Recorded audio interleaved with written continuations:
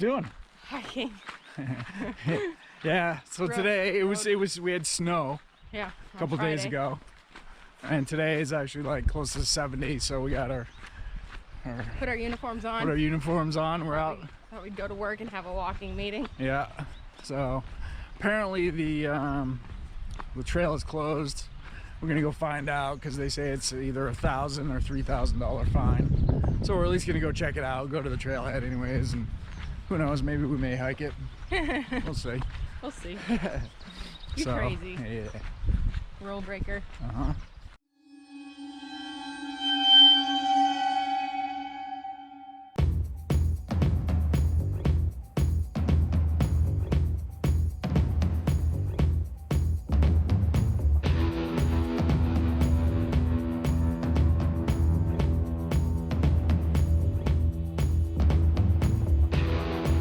$5,000. I ain't got that kind of money.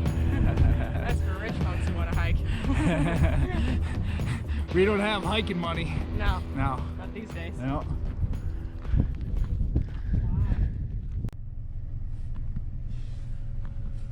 What you doing? I'm sitting in line. For what? Feeding San Diego. Yeah. Yeah. This is how a non-profit organization affords to feed themselves when we don't do events and we aren't making money. Yeah. So we don't make a salary, so we need money. Yeah. Or we need food. Yeah. Yeah. So we've been coming to the food bank. We're gonna go to this one, and then we're gonna go to another one. It's at like a church or something like that. Yeah. So for the past few weeks, everything's been drive-through, which has been nice. Yeah. But this week, usually we carpool with Dustin. Yeah. And so me and him usually go out, but they're like, no carpooling, social distancing to the max. Yeah. So, now we got to take 2 cars to do this job. Which is dumb and a waste of gas. Yeah, but okay. Whatever, it is what it is. But yeah. All the workers generally have at least gloves on, usually masks. And we got our whoobies. Yep, I'm ready. And we got some gloves. We got gloves. Yeah. So We're ready to roll. The mayor of Los Angeles is like, all citizens should wear masks in public, so I think that's pretty sound advice. Yeah, we're gonna bring one home for the team here in Descanso and be safe. Yeah. So the biggest part of the problem, I mean, we're ultra grateful to be staying at the Reagan Ranch, but yeah. Dustin, the reason they moved out to Julian / Descanso is he's very immune compromised. He got sprayed with chlorine, like industrial grade chlorine at work. Yeah. So his immune system is shot. Basically non-existent. Yeah, he's been allergic to everything. He's allergic to like 92% of all man-made chemicals he's allergic to. Yeah. So that's why we're out in the wilderness, and we got to be really careful about what we bring back. Yeah. Because just in the past year, he's been hospitalized at least 2 or 3 times that we're aware of, and intubated once. Yeah. And that's just for like going out under normal circumstances and that's without a virus. Yeah, and that's like because he gets so swole, like his everything swells up and he can't breathe and he goes into anaphylactic shock. Yeah. So, and that's like you said, without any virus, without anything. So for Dustin, like it's honestly like it's scary to think about. Like if and it didn't even have to be a virus, but like when he goes to the hospital, if he had to go to the hospital, they have to put him in like a special containment unit, which probably isn't going to be available considering everything that's going on and how overloaded the hospitals are. So it's just like it's a really fucking serious situation. Yeah. Actually. So yeah. So we go and we wear our gloves and we make sure that we bring back everything as cleanly as we can. Yeah. Last week we made a trip into Albertsons. Yeah. Just to see if we could find flour, and there was no flour. There was nothing, but it was kind of useless. But he was actually more concerned about the chemicals than the coronavirus. Yeah. I went in and I got in and out, didn't touch anything, didn't walk near anyone, and got out of there as soon as I can. He goes, I was just more concerned about the chemicals, actually. Yeah, because what they use to clean the floors, he's allergic to. Yeah, because they're wiping down everything. There's so many chemicals, so. Yeah. What a nightmare. So we want to thank Feeding San Diego, which is apparently put on by Ralph's and Food for Less. So they've been hooking us up. And like, this is not how I thought it. Sounds like a sponsor shout out, but it's like, hey, thanks for the public assistance. Yeah. So. Yeah. All right. Someday we'll be shouting out Yeah. sponsors. For now, we're shouting out food banks. Yeah, well, they're sponsoring our stomachs, so that's Yeah. good. And I wrote about it this morning because like one of the biggest sources of anxiety for me with hiking my feelings being on hold and like money not coming in has been how do I manage type 2 diabetes, because for me like my diabetes is technically in remission, but the only reason that that's possible is because I hike my face off and I eat really healthy food. And when my first biggest fear when I heard that we had to cancel the tour was like, how do we afford healthy food and how do I still move my body so I can manage my disease? So that's just been top of mind for me recently, and like the stress that I can cause myself by thinking about that too much. So as long as we have healthy food and I can walk, I should be okay. But like healthy food is my health insurance, so having access to it is really important. Yeah. Because I don't have health insurance. Nope. Neither do you. Not yet, anyways. Yeah.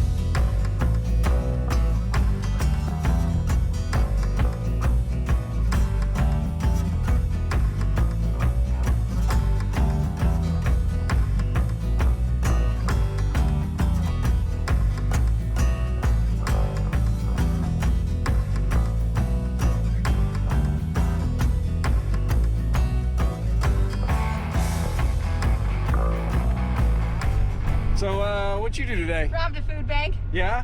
And by robbed a food bank, I mean drive through. No guns required. Yeah. Yeah.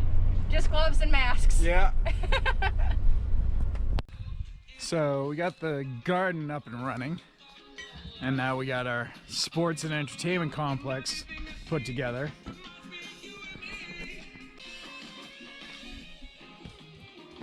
Ah. So, how many times have you played horseshoes? That was my sixth throw Yeah, ever. ever. What did they teach you in Kansas? Apparently not horseshoes, man.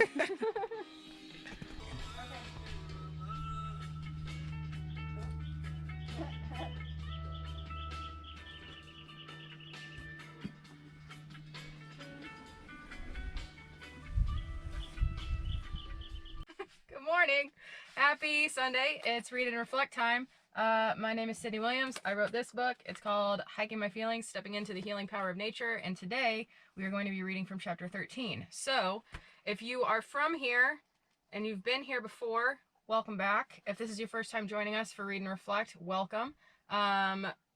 This week is chapter 13. It starts on page 163. If you're reading along, it is called Hot Sage. That's the chapter we're reading. Hey. And to set this up, so the last chapter was largely my journal entries before the second trip. So I was just thinking about all the things that could possibly happen. It got a little morbid where I was like thinking I was writing like my living will or something in my journal in case somebody found it after the hike. I don't know. And I remembered that Bill Hicks was right about everything, and that this is all just a ride. Like, none of this really matters, so we might as well have fun while we're here. So, Hot Sage starts on page 163. I'm going to read chapter 13, and then we're going to walk through the resources, and then I am going to put on the music for this week and color. So that's how we're going to go. Let's get started. So, Hot Sage, chapter 13. Hi, good morning, everybody. Jess is here. So that was chapter 13, and let's jump into some resources. So honestly, this is one of my favorite chapters as far as the read and reflect part goes. So summary of the chapter, time to party. We just got through the first day. Did you catch it? So the box of tissues icon, clearly I was crying a lot on this first day on the trail, so I wish that I had brought some Kleenex. And hot sage refers to the hot sage that we had for fields and fields and fields of it on Catalina Island on that first day. So some of the resources that we discuss in this chapter, the Catalina Island Company, I linked to there in case you guys are interested in visiting Catalina Island outside of a trip that you're going to take with us, because you should definitely come to Catalina Island with us and hike it with us. But if you're going to go on your own free will, Catalina Island Company is the place where you want to start looking to start getting the logistics planned around your trip. And Danielle Laporte's desire map is where I was taught about core desired feelings. So we'll get into that in a bit. But if you're looking to dive into that part specifically, that's a really good book and a really good workbook to work through to learn a little bit more about that. And I reference that in our resources. So if you find yourself wanting to dive all the way in on core desired feelings as it pertains to the work you're doing with Read and Reflect, pick up the desire map. So for the theme this week, it's about mindset. So when I decided to hike the TCT the second time, I already knew that I could handle it physically, because I had lost 60 pounds. I had been training, I had all the proper equipment, and I completed it almost in the worst shape of my life when we did it the first time in 2016. So the question I had asked myself was like, what is possible if the hike itself isn't the hard part? And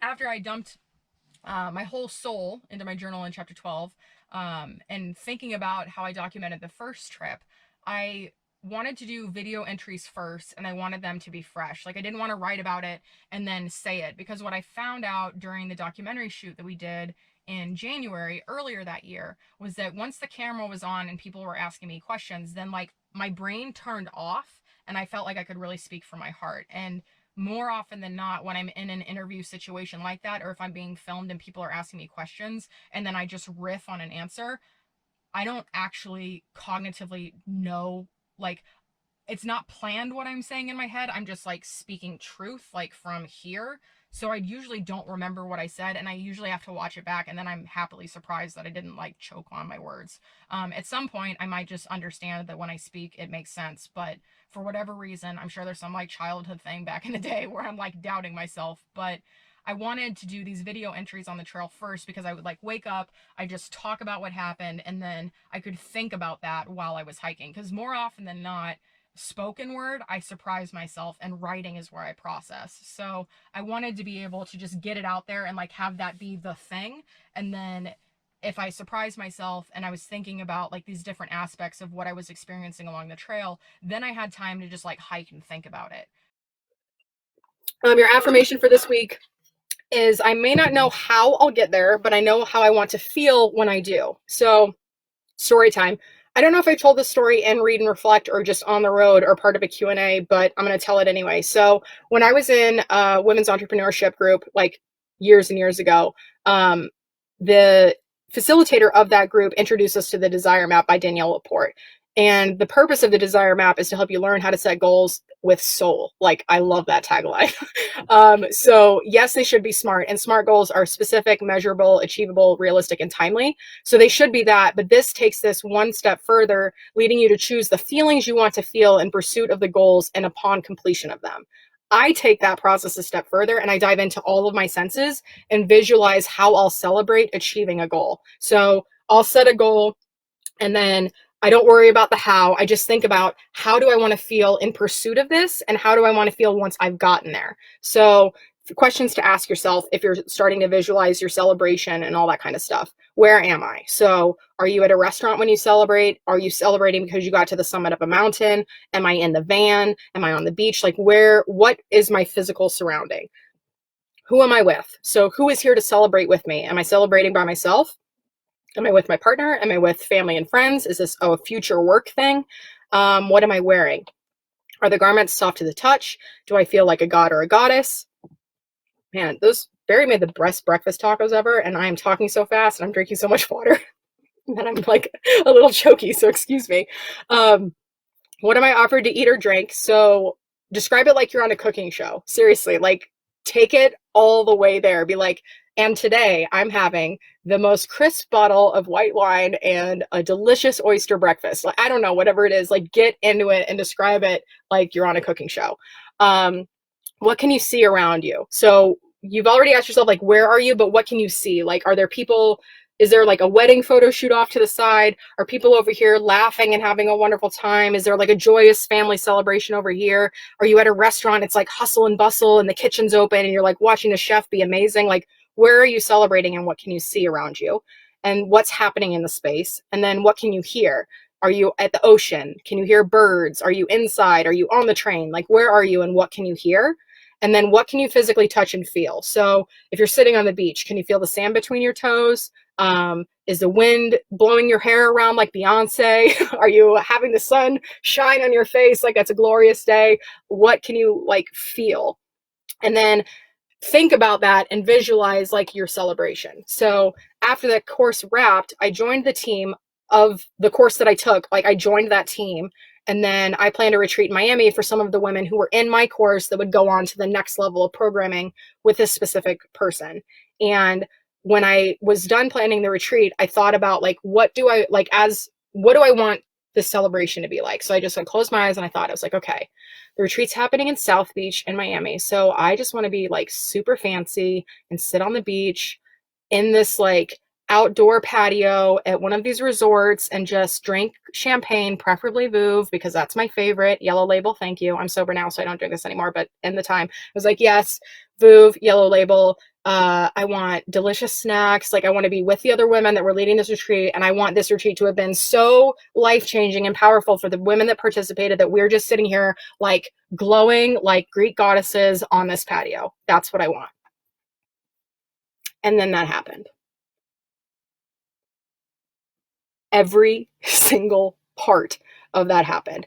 We sat at a foretop. We were at the Fontainebleau, whatever, in South Beach in Miami, which is one of the nicest hotels in South Beach. And we sat on it on this patio, and the waiter brought over Veuve, and I like completely lost my internally. Like otherwise, I was just like, this is exactly what I visualize. And one, I'm a powerful manifester, and two, this is delicious. And everything that I thought of happened.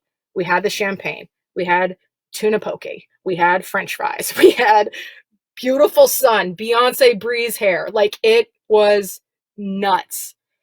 And that's when I decided I'm doing this for everything in my life ever. That's all I got. A couple updates on our front. So I found out now that we are a nonprofit that there's this great organization called TechSoup, and they're like a conglomerate that seeks out licensed donations from different tech companies for their software. So we're going to be able to be like get the full Adobe Creative Suite for free, Microsoft Office, Skype. So what I'm going to be doing is I'm going to start to do some of this stuff in in May. So what we're just like backing it up. A couple things that are happening. So we're postponing the Chicago fundraiser. We haven't picked a new date yet, but as of right now, REI is not doing in-store programming until like they've pushed any of their in-store stuff to reassess on June 1st. And they're just kind of like rolling that deadline out as, you know, we find out more about COVID-19. So any of the activations that I wanted to do at an REI store, they won't be able to do if we go on that trip as planned. And like, frankly, at this point, I don't even know if we'll be able to get to Chicago at the end of May. But that being said, with REI and their programming and knowing the Outdoor Retailer, which is the biggest trade show for the outdoor industry, which is in Colorado in like the third week of June, they canceled as well. So knowing that events before, during, and after when we're supposed to be doing this hike around Chicago are being canceled, and knowing that big brands are pulling sponsorships like Salomon, who's our shoe sponsor for 2020. We were on their through hike ambassador team, and they pulled sponsorships for through hiking because the AT, the PCT, the CDT, all these big long distance trails are telling people to please stay home, and they're asking you not to do your through hike. So as a responsible steward of the outdoors, they're not sponsoring athletes who are through hiking right now because they don't want to contribute to that because the trails are saying stay away, so they want you to too. So since we have some sponsors that are pulling support, since some of the other big industry events are being canceled, we're kind of following suit on that. So we are going to be doing a virtual version of the hike. And what does that mean? Not actually virtually hiking, because we're not going to be there, but it's a 20-day event. There's the start day and the end day, and then between start and end is 18 days. What do we have of this book? 18 chapters. When does Read and Reflect this session end? Right before our trip would have started. So what I'm going to do is I'm going to be restarting Read and Reflect, or not restarting Read and Reflect, but what I'm going to be doing is doing something similar to what we're doing here every day for 18 days between Memorial Day and June 14th. So the first day will just be like, welcome, hi, let's get to know each other. Here's what we're doing for the next 20 days. And then we'll start with chapter 1. We'll go through all 18 chapters, similar to what we've done here. I'll work through the prompts. I'll share the resources, all that stuff.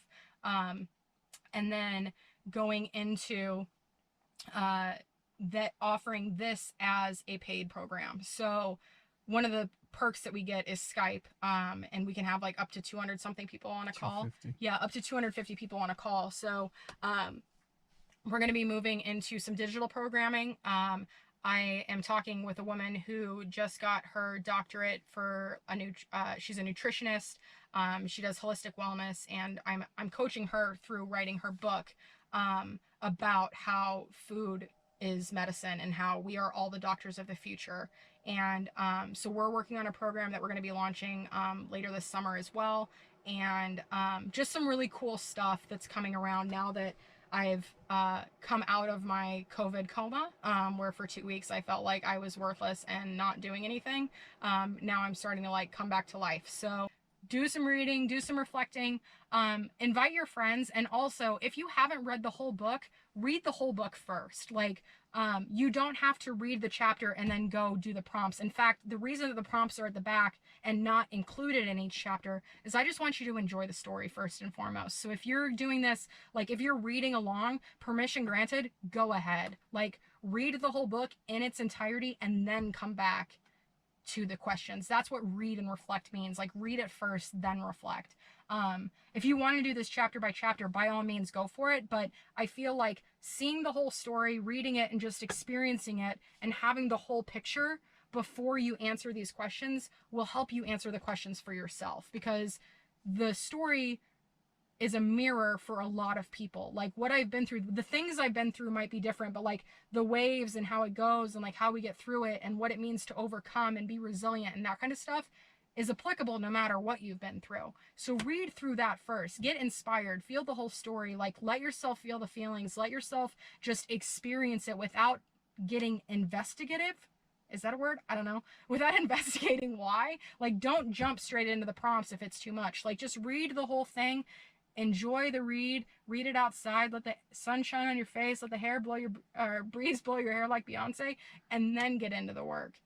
Because I want you to enjoy the experience first before you like dig in and start like really getting into it. So give yourself the gift of reading without interruption first, if that feels good to you. If you want to go in and do chapter then prompts, go for it. But the way I wrote it was designed to read the whole story, enjoy it, and then reflect on your life. And these prompts are here to help you do that. So whatever works for you, that's just my intent behind it. And if that makes it easier for you, then do that. So that's all I've got today. I will see you probably later this week, because I really liked the little watch party thing that we did. And again, if you have questions, comments, complaints, concerns about how this has been going so far that you'd like to share with me, I want to hear from you, because I want this to be as helpful to as many people as possible, and your feedback makes that possible. So thank you so much. Have an awesome week, and I will see you soon. I'm going to do one hand. Peace. Next time on Williams in the Wild. So we're getting gas in El Cajon, and Barry is extra suited up. Check it out. What you doing, Mr. Williams? Just, getting gas.